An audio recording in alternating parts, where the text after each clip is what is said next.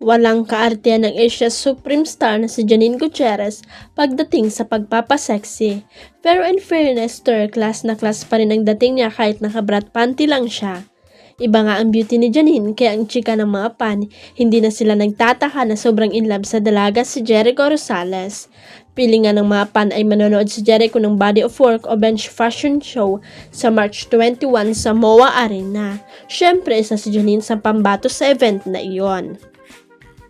Actually, handang-handa na nga si Janine para sa Body of Work at may pasample na siya ng kanyang kaseksiyan sa kanyang social media accounts.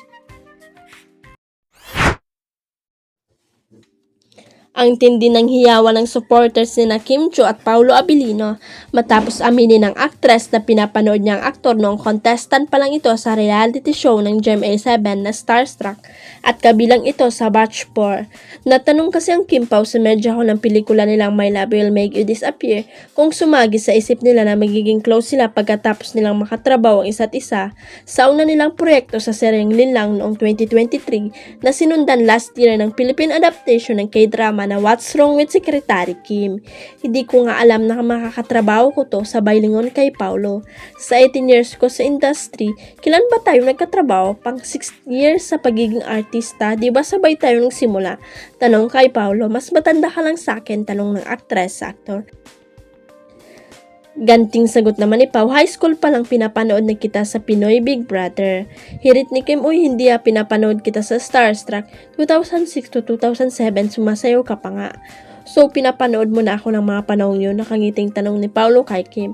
Actually, bumoto ako ha, natawa rin si Paolo, halakak na sabi ni Kim, maging ang mga kasama niya ay nagtawanan din pati si Direk Chad Bidanes. Nawala ako, sambit ni Paolo. Nawala rin ako ha, haha, mag-disappear na tayo, ayan ang actress sa collab team kaya hiyawan na naman ang supporter.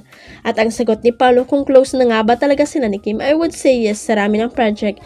Ikatlong beses nagkatrabaho but I never did, I never expected me to actually, hindi ko alam na makatrabaho ko si Kim. Dagdag pa, but I wanted to work with her pero hindi ko ina-expect kasi parang after a while, nag-iba na rin ang tak at marami akong gustong gawin at hindi ko alam na kay Kim pala ang bagsak ko. Sabay titig sa dalaga. Huwag kalimutang i-click ang subscribe button at i-ring ang notification bell para sa latest at legit chika updates.